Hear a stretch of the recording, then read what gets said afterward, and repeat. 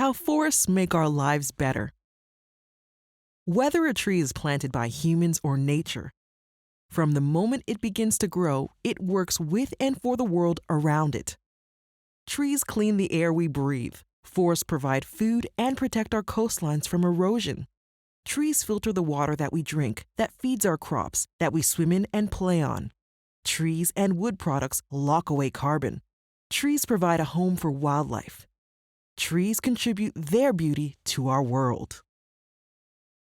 As a tree matures, it may shade our home or city streets or become part of the woods and forests where we hike and camp, where we watch birds, where we hunt and fish, where we bike and paddle and ride.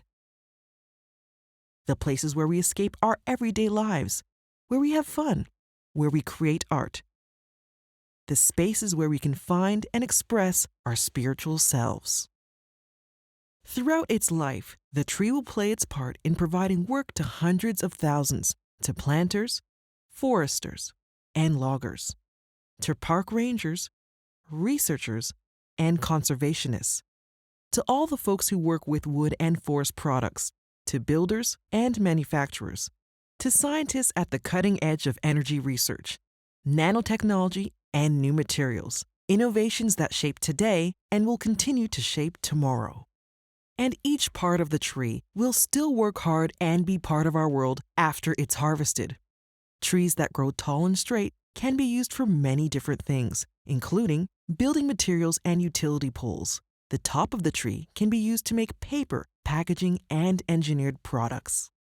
The middle of the tree will provide saw timber for housing and furniture, for millwork and flooring, for deck and trim, for lumber, pallets, and railroad ties.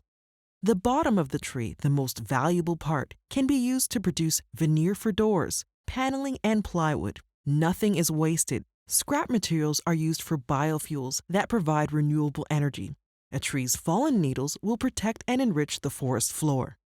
Dead trees, snags, and even the tree's stump and roots have their part to play, providing essential wildlife habitat.